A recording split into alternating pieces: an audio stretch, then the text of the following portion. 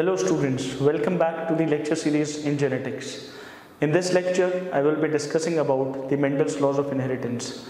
In my previous lecture, I have clearly explained the concept of alleles and homologous chromosome. And as you could clearly understand in that case कि Mendel के laws सिर्फ diploid और sexually reproducing individual के लिए applicable है, यानी कि genes for those characters were actually present on the homologous chromosomes, क्योंकि डिप्लॉयड इंडिविजुअल्स को उन्होंने सेलेक्ट किया. That is the pea plant, which is 2n is equal to 14. Now let us quickly go through a glimpse of the Mendel's laws of inheritance. Mendel का discovery and all basics history I have discussed in my lecture 1 in genetics. Now Mendel's laws of inheritance की अगर हम बात करें तो valid for diploid sexually reproducing individual, it is clear, तभी homologous chromosome का concept है. First law की अगर हम बात करें, the rule number 1, it is known as the law of pair of unit factor. What was the statement of that? Every character is controlled by factors जो आज के समय पर जीन्स के नाम से जाने जाते हैं. And factors always occur in pair, because एक कैरेक्टर के जैसे दो ट्रेट हैं, वो दो ट्रेट को कंट्रोल करने वाले फैक्टर्स यानी जीन्स को अलील्स भी कह सकते हैं, और इसीलिए हम बोलते हैं कि अलील्स एग्जिस्ट इन पेयर. तो बिल्कुल सही बात है, every character is controlled by a factor और a gene and factors always occur in pair, इसीलिए इसका नाम है law of pair of unit factor. अगर यहाँ पर बात करें तो पी प्लांट में height is a character, tall हो सकता है, ड्वार्फ हो सकता है. अब इनको कंट्रोल करने वाले दो फैक्टर्स हैं, capital T and small t, which are gene also and which are alleles in themselves, right? तो यहाँ पर अगर आप देखें, मैंने clearly indicate भी किया है, ये आपके सामने जो represented हैं दोनों चीज, this is a representation of a homologous pair, right? So homologous pair of chromosome, right? जो maternal और paternal वाला system मैं last lecture में समझा चुका हूँ.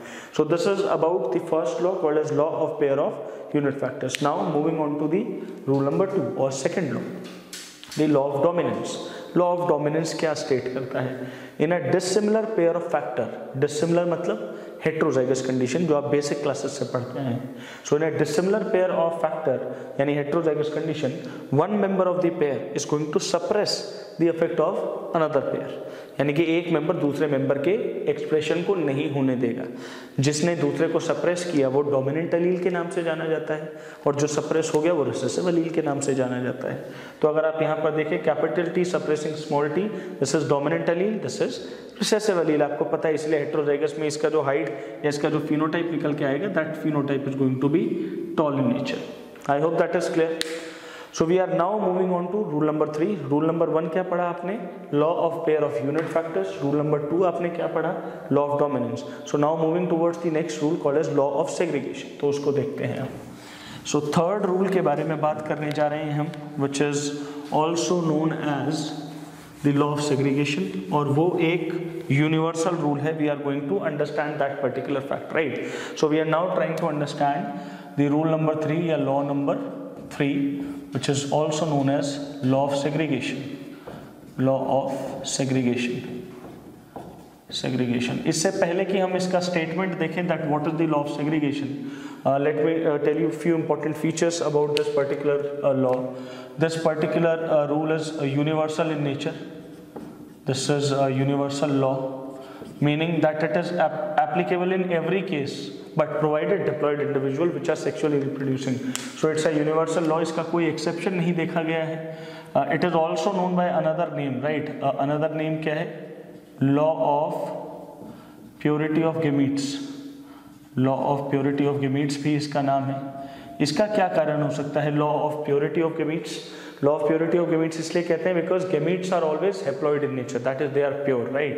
So यहाँ पर कहने का मतलब क्या है? The gametes are always haploid in nature. Gametes always haploid in nature. तो gametes हमेशा क्या होते हैं? Haploid in nature होते हैं. One more alternative name is given to it called as law of random union of gametes. Law of random union of gametes. Law of random union of gametes. इस नाम को मैं आपको थोड़ी देर में justify करता हूं जब मैं आपको प्यूनिट स्क्वायर या आपको क्रॉसेस बनाकर दिखाऊंगा.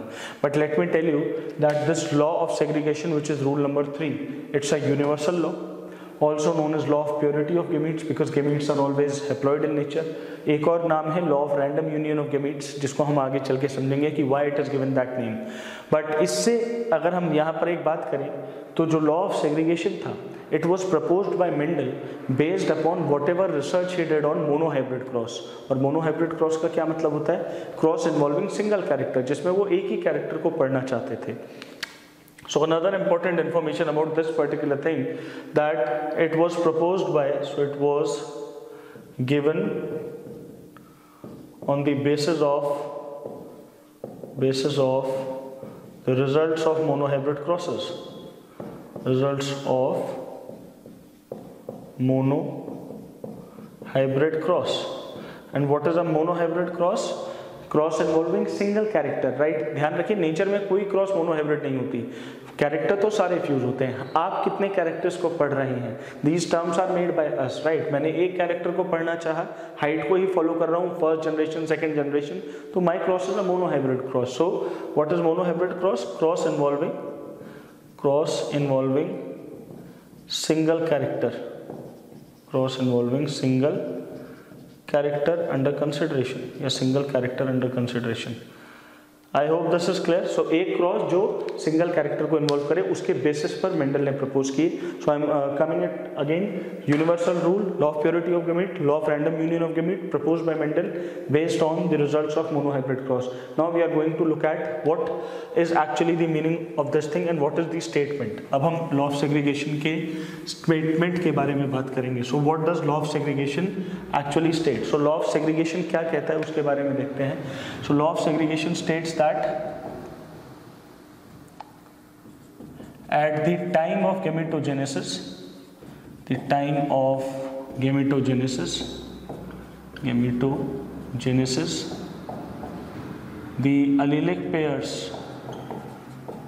allelic pairs are separated or segregated।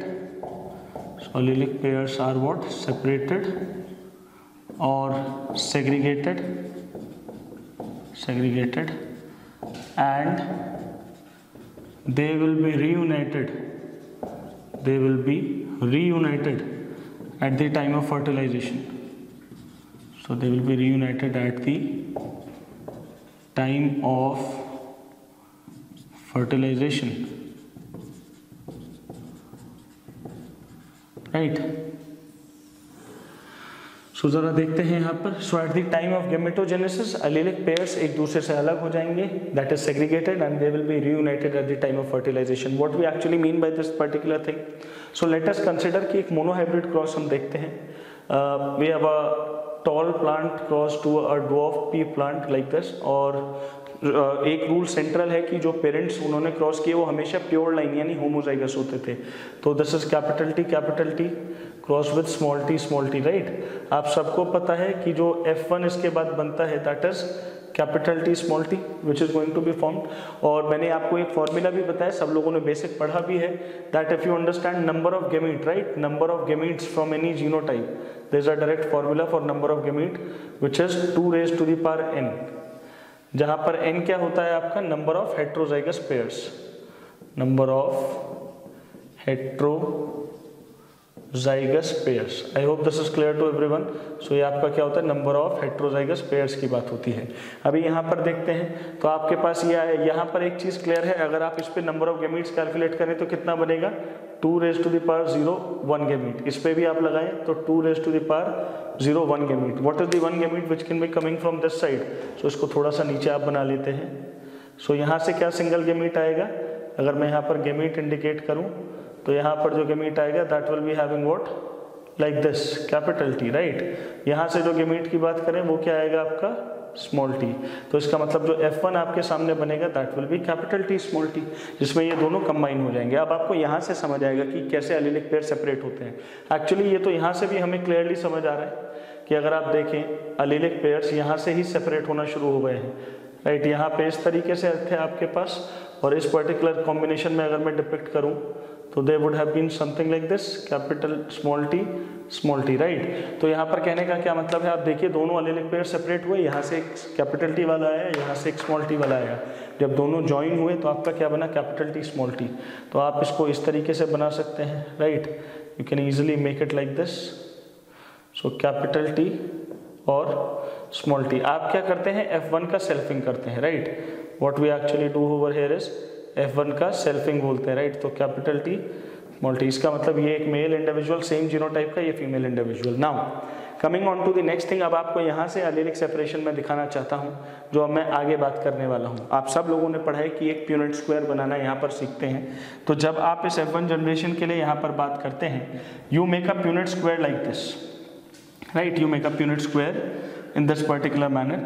Mail वाले सिस्टम से गेमीट अलग, फीमेल वाले सिस्टम से गेमीट अलग। अगर आप देखें तो यहाँ पर फॉर्मूला अगर हम लगाते हैं 2 raised to the power n, तो यहाँ पर 2 raised to the power 1 लगाना होगा 2 गेमीट्स, और यहाँ पर 2 raised to the power 1 2 gametes, right. तो दोनों से क्या क्या बनेंगे, 2 गेमीट बनेंगे। क्या 2 गेमीट बनेंगे, मेल पेरेंट से भी ये वाला गेमीट आएगा जिसपे कैपिटल टी है और जिसके पास स्मॉल टी है। सिमिलरली यहाँ से भी क्या आएगा, कैपिटल टी, और एक गेमीट क्या आएगा आपका, स्मॉल टी। तो इसका मतलब जब ये सब कंबाइन होंगे तो एक capital T capital T capital T small T capital T small T small T small T. कहने का मतलब क्या है यहाँ पर कि जब गेमीट्स बनते हैं, जैसा कि आप यहाँ पर देख रहे हो, तो एलिलिक पेयर एक दूसरे से अलग हुए, capital T separated from small T. Can you see, capital T separated from small T. Same goes for other parent. और जब फर्टिलाइज होने की बारी आई तो सारे गेमीट्स फिर से एक साथ आ गए। इसको law of random union of gametes क्यों कहा गया, बिकॉज हर पेरेंट का एक एक gamete, right, every gamete of one parent is given equal chance to fertilise with the gamete of other parent.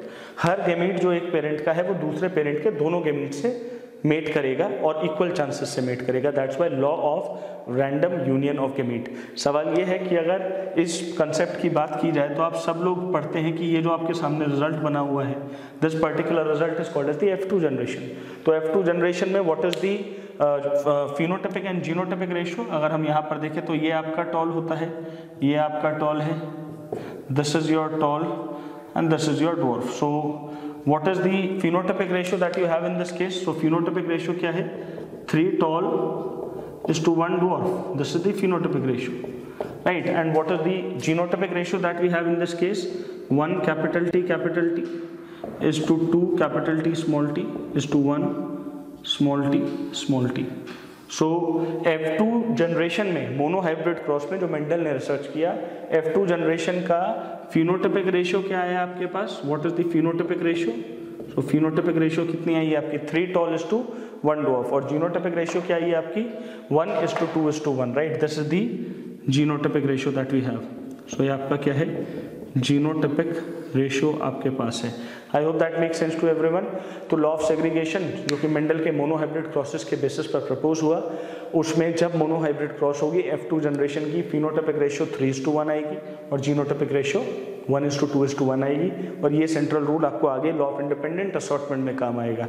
So coming on to the last and our final rule called as the law of independent assortment, right? So अगर हम fourth और last rule की बात करें, so वो law of segregation की तरह universal नहीं होता है, वहाँ पर आपको एक्सेप्शंस देखने होते हैं कि वो फोर्थ रूल कभी भी लिंक्ड जीन्स के लिए नहीं लगता है, right. We are now going to understand what is the concept over here. So we are now talking about the fourth and the last law, and the fourth law is called as the law of independent assortment. So law of independent assortment, right? तो यहाँ पर क्या कहने का मतलब है, ज़रा इसको समझने की कोशिश करते हैं। This is not a universal rule. तो मैं यहाँ पर कुछ बातें यहाँ पर लिख देता हूँ। This particular rule is not universal in nature. So this is not universal. So this is not universal rule. Why this is not a universal rule? ये रूल यूनिवर्सल क्यों नहीं है?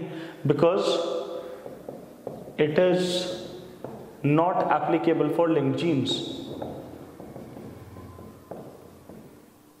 So it is not applicable for linked genes. Linkage हम आगे के lectures में पढ़ने जा रहे हैं। लिंक्ड जीन्स क्या होते हैं? Which are present very near by on a particular chromosome. ये रूल जब मेंडल ने प्रपोज किया तो ये लिंक्ड जीन्स के लिए एप्लीकेबल हो ही नहीं सकता, बिकॉज जिन जीन्स के लिए मेंडल ने बात करी वो बिल्कुल डिफरेंट क्रोमोसोम्स पर प्रेजेंट थे, एंटायरली डिफरेंट क्रोमोसोम, जिनको आप नॉन होमोलोगस क्रोमोसोम भी बोलते हैं।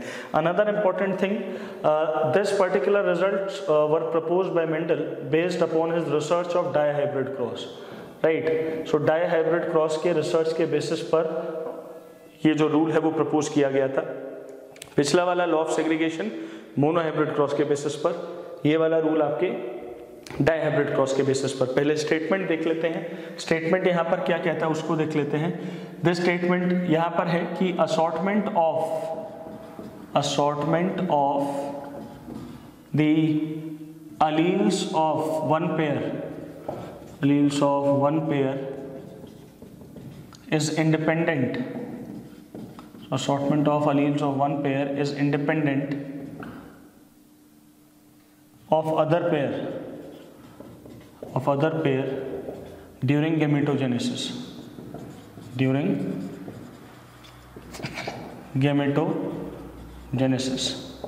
सो स्टेटमेंट क्या कहता है हमारे सामने, उसको एक बार ही देख लेते हैं। The assortment of alleles of one pair is independent of the other pair during the gametogenesis. तो एक पेयर के जो अलील्स हैं उनका जो सेग्रीगेशन है उसको दूसरे पेयर के अलील्स के सेग्रीगेशन से कोई फर्क नहीं पड़ेगा, इसलिए इंडिपेंडेंट असॉर्टमेंट कहा जाता है। नाउ एक चीज़ बहुत इंपॉर्टेंट है, यहाँ पर एक अजम्पशन आपको मानना पड़ेगा that genes for the two characters या genes for involved characters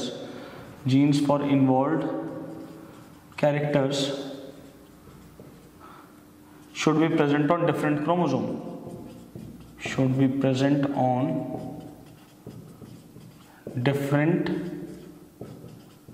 chromosome, so अलग अलग क्रोमोसोम पे वो प्रेजेंट होने चाहिए। So genes involve in controlling those character, आपने बोला डायहाइब्रिड मतलब दो कैरेक्टर की बात आएगी, वो दोनों कैरेक्टर के जो जीन्स हैं वो एक क्रोमोसोम, एक होमोलोगस सिस्टम पे नहीं, दूसरे ही बिल्कुल अलग क्रोमोसोम सिस्टम पर प्रेजेंट होने चाहिए। Let me show you the figure, फिर आपको यहाँ पर क्लियर होगा।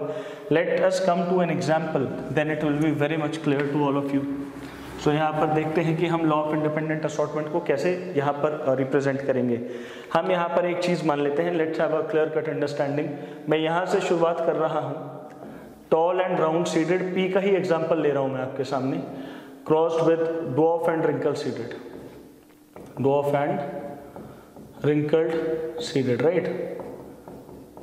तो जीनोटाइप वाइज तो आप ऐसे लिखते हो, राइट, और इसको आप ऐसे लिखते हैं, right, this is for your genotype specific. लेकिन मैं यहाँ पर जो फिगर आपको बताना चाह रहा हूँ कि जिस फिगर की हम बात कर रहे हैं, ये दोनों जीन्स बिल्कुल अलग होमोलोगस क्रोमोसोम्स पर आपके पास प्रेजेंट होने चाहिए। So if you look at this thing, यहाँ पर हम क्या कहना चाह रहे हैं, this is one homologous pair, ये आपका पेयर है, इस पे मान लीजिए टी आपका प्रेजेंट है, राइट। और जो दूसरे कैरेक्टर की जीन है वो इस क्रोमोसोम पेयर पे नहीं होनी चाहिए, दूसरे पे होनी चाहिए, यानी कि unlinked, should be far away, एक क्रोमोसोम पे भी दूर नहीं, बिल्कुल ही दूसरे पेयर पर जाकर मिले आपको। So let me show you this particular thing over है। सो मान लेते हैं उसका लोकस भी अलग हो, पोजीशन भी अलग हो सकती है, कोई फर्क नहीं पड़ता, इस हिसाब से हम यहाँ पर बना लेते हैं, राइट। तो इसका जीनोटाइप आपके सामने लिखा हुआ है और मैंने क्रोमोसोमल डायग्राम भी आपको बनाकर दिखाया। सिमिलरली अगर मैं इसकी बात करूँ तो यहाँ वाले सिस्टम में जब अगर मैं क्रोमोसोमल रिप्रेजेंटेशंस की बात करूँ, so this is going to be something like small T and यहाँ पर अगर हम बात करें सो स्मॉल आर, राइट। ये आपका इसका एक साथ रिप्रेजेंटेशन हो गया, ये एक पेयर, ये दूसरा पेयर। इफ़ यू रिमेंबर, मैंने आपको बोला था गेमीट फॉर्मेशन की बात करें तो गेमीट्स के लिए आप क्या फॉर्मूला लगाते हैं, 2 raised to the power n। सो यहाँ पर क्या लगाएंगे, 2 raised to the power कितने गेमीट, 1 गेमीट, और यहाँ पर क्या लगाएंगे, 2 raised to the power 0, 1 gamete, right. इसमें तो कोई दिक्कत ही नहीं है कितने गेमीट्स बनने चाहिए। यहाँ पर जो एक गेमीट बनेगा वो क्या होगा वो देख लीजिए, it will B capital T and capital R, ऐसे ही लिखते थे आप, ये एक गेमीट बनेगा यहाँ से। और यहाँ की अगर मैं बात करूँ तो इसमें जो दो अलग अलग ये होमोलोग रिप्रेजेंटेटिव हैं, so this is going to be small t small r, इसको आप इस तरीके से लिखते हैं। आप इन्हीं दोनों के फर्टिलाइजेशन से क्या बना देते हैं, capital T small t capital R small r, which is your F1 generation. I hope this is clear. तो F1 जनरेशन में क्या हुआ, यहाँ पर ध्यान से देखिए, ये सारे के सारे आपके क्या हो गए, एक साथ आ गए, right. So this is going to be the representation like this। So what we are having is like this, capital T आपका ये वाला है, तो एक पे आपके पास कैपिटल टी प्रेजेंट है, दूसरे पेरेंट से आपके पास क्या आया है, स्मॉल टी आया है, एक सिस्टम से आपके पास कैपिटल आर आया है और दूसरे से आपके पास स्मॉल आर आया है, right. That's how you write the genotype of this particular individual. मेरे हिसाब से इसमें कोई प्रॉब्लम होनी नहीं चाहिए। Now the next concept that we are going to understand is this कि आप इस F1 का सेल्फिंग करें। क्या करें? सो F1 जो आपके पास हुआ है, इस F1 का आप क्या करते हैं, सेल्फिंग करते हैं, राइट। सेल्फिंग करने की बात आती है तो सेल्फिंग करते वक्त इंडिपेंडेंट असॉर्टमेंट क्या कहता है? कहने का मतलब ये है कि ये दोनों कैरेक्टर के जो गेमीट बनने वाली बात है वो अलग अलग है, राइट। इसके गेमीट्स को इससे कोई मतलब नहीं है और कैपिटल आर स्मॉल आर वाले को इससे कोई फर्क नहीं पड़ेगा। अगर ड्यू टू एनी रीजन ये वाले ना बने तो ये वाला कॉम्बिनेशन तो जरूर आएगा अपने साथ। तो इंडिपेंडेंट असॉर्टमेंट क्या कहता है? प्रोवाइडेड दो कैरेक्टर के जीन अलग अलग क्रोमोसोम पर हैं, उनके गेमिटोजेनेसिस यानी गेमीट बनने के टाइम पर अगर आप देखें तो उनको एक दूसरे से कोई फर्क नहीं पड़ेगा। मतलब ये वाला को अपना गेमीट बनाना है, इसको अपना गेमीट बनाना है, because they are present separately on two different chromosome. अगर आप यहाँ पर आगे देखें तो हमने यहाँ पर क्या लिखा है कि F1 का आपने क्या किया, सेल्फिंग कर दिया। F1 का सेल्फिंग करने के बाद आपका F2 जनरेशन बनेगा, राइट। F2 जनरेशन में फिनोटाइपिक रेशियो निकालने के लिए एक शॉर्टकट आपको डायरेक्टली यहाँ पर सिखा रहा हूँ मैं। पहले तो अगर मैं यहाँ पर बोलूँ कि कितने गेमीट्स बनेंगे, right, so if you look at this thing, यहाँ से 2⁻², 4 गेमीट्स बनेंगे और सब लोगों को पता है कि एक प्यूनेट स्क्वायर इस तरीके से हम बना लेते हैं, right. We make a Punnett square like this, right. ये आप क्लास 12 से बनाते हैं, लेकिन फिर मैं आपको शॉर्टकट भी यहाँ पर सिखाऊंगा। I am not going to fill it completely. 4 gametes क्या बनते हैं जो आपके पास है, capital T capital R, capital T small R, right, capital T small R, small T capital R, small T small R. ये एक पेरेंट से और आपके दूसरे पेरेंट से भी यही बनता है, capital R small T small R. इसमें कोई परेशानी नहीं होनी चाहिए। अब F2 में इसको बैठ के हम बनाएंगे तो नहीं, we are going to apply a shortcut method. So F2 generation में क्या फिनोटाइपिक रेशियो आएगी मैं आपको वो यहाँ पर सिखाने जा रहा हूँ। सो F2 जनरेशन में अब क्या फिनोटाइपिक रेशियो आएगा उसको डायरेक्टली अब मैं आपको शॉर्टकट से दिखाऊंगा। तो मेरा मतलब है कि यहाँ पर हम लास्टली क्या दिखाने जा रहे हैं कि F2 जनरेशन में फिनोटाइपिक और जीनोटाइपिक क्या आएगी एक डाईहाइब्रिड क्रॉस में। सो आप अभी तक यहाँ तक पहुँच चुके थे। ये आपका F1 था जो आपने जिनको सेल्फिंग किया और F1 के सेल्फिंग के बाद आप F2 जनरेशन की तरफ आगे बढ़ चुके थे। Please remember a shortcut, unit बनाने की जरूरत नहीं है। 9A' B', 3A' small b small b, 3 small a capital B', 1 small a small b small. यहाँ पर कैसे याद रखना, डैश का मतलब क्या समझ आ जाएगा। देखो इसकी जगह A की जगह आप कैपिटल A की जगह T ले लीजिए और B की जगह आप R वाला ले लीजिए। तो ये आपका फॉर्मूला कैसे चेंज हो जाएगा, 9T' R', 3T' small r, 3 small t capital R', 1 small t small r। I hope this is clear. Now what I am saying, dash का मतलब क्या है। यहाँ पर इस पोजीशन पर चाहे कैपिटल T हो स्मॉल t हो, अब इसको टॉल होने से तो कोई नहीं रोक सकता, और यहाँ पर कैपिटल R हो या स्मॉल r हो, इसको अब राउंड होने से कोई नहीं रोक सकता। कहने का मतलब क्या है कि आपके जो 4x4 का यूनिट था 16, उसमें से 9 ऐसे इंडिविजुअल होंगे जिनके पास कम से कम जीनोटाइप में एक कैपिटल T एक कैपिटल R है। तो इसका मतलब आपके 9 क्या होंगे ultimately, toll and round seeded. 9 आपके क्या निकल के आएंगे, toll and round seeded. I hope this is clear. ये आपका क्या है, टॉल एंड राउंड सीडेड। 3 आपके क्या निकल के आएंगे, toll and wrinkled, toll and wrinkled निकल के आएगा। अनदर 3 आपके क्या निकल के आएंगे यहाँ पर, they are going to be what, dwarf and round seeded. So dwarf and round हो जाएगा। और अगले कैटेगरी का ये जो बात करें आपका सबसे लास्ट में क्या है, this is going to be dwarf and wrinkled, dwarf and wrinkled. So अगर आप यहाँ पर देखें तो 9 is your tall and dwarf, 3 is your tall and wrinkled, this is dwarf and round, dwarf and wrinkled. तो आपकी एक्चुअली में जो F2 का फिनोटाइपिक रेशियो क्या निकल के आया है डाईहाइब्रिड क्रॉस में, 9331। इसको याद कैसे रखना है शॉर्टकट को, आपको ऊपर वाले में T'(R') है, अगले वाले में T' रख लीजिए, इसको होमोजाइगस रिसेसिव बना दीजिए। अगले वाले में R' रख लीजिए, ऊपर का स्मॉल t कर दीजिए, और आपको एक तो पता ही है जिसमें दोनों होमोजाइगस हो आएंगे। नाउ इसके बाद हम जो एक चीज़ बचती है वो है F2 का genotypic ratio. How to calculate F2 genotypic ratio in a dihybrid cross will be our next topic, वो मैं आपको न्यूमेरिकल्स में सिखाऊंगा। यहाँ के लिए बस इतना ही कि हम सेंट्रल यहाँ पर क्या बता पा रहे हैं आपको, this is something called as F2 का फिनोटाइपिक रेशियो 9331। मैं आज आपके सामने F2 जीनोटाइपिक रेशियो मेंशन कर देता हूँ, बट वो कॉम्प्लेक्स रेशियो कैसे आएगा वो अगले लेक्चर का पार्ट होगा। F2 में जनरेशन में डाइहाइब्रिड में जो जीनोटाइपिक रेशियो आता है, जीनोटाइपिक रेशियो जो आएगा वो नेक्स्ट क्लास में हम निकालना सीखेंगे, एंड उसी के साथ न्यूमेरिकल्स भी मैं आपको करवाऊंगा। That ratio is going to be 1:2:1, 2:4:2, 1:1:2:1। सिर्फ इस रेशियो को रटने से कुछ नहीं होगा, अगले क्लास में ये समझना होगा कौन सा जीनोटाइप कितने प्रपोर्शन में आया है। बट याद करने के लिए अगर आपको याद रखना है तो सेंटर में 2:4:2 है, राइट। स्टार्टिंग में 1:1, उसका डबल कर दो 2:4:2, और फिर आखिरी में दोबारा से क्या आ जाएगा 1:1। इस रेशियो को निकालना है, यानी F2 का genotypic ratio in a dihybrid cross. We will discuss in the next lecture. Thank you for your patience and keep watching.